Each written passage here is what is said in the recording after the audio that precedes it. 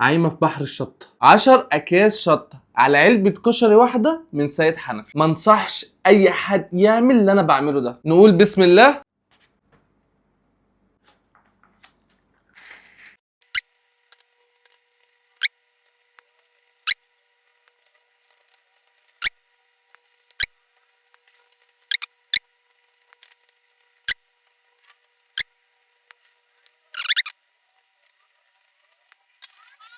جدعان بصوا، عايمة في بحر الشطة. ما تقوليش بقى ايه اندومي كوري، ده الاندومي المصري تمام بونبوني. ده هيعمل ايه في وسط اللي انا بعمله ده؟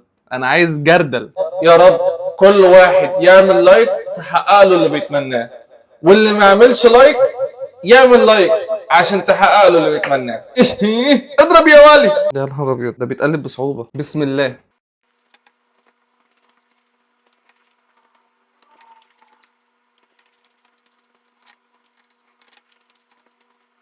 تحفة.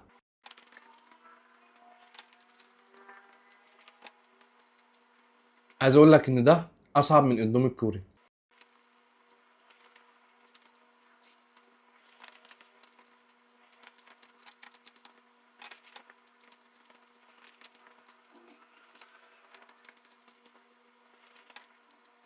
يا لهوي، بص بص حرقت ازاي.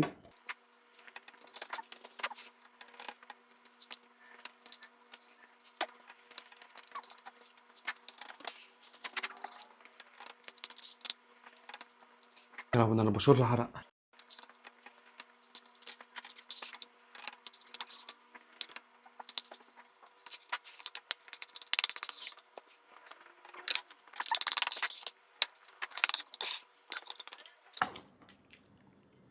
اكتبوا لي في الكومنتات عن تحديات صعبة زي دي وعايزيني اعملها.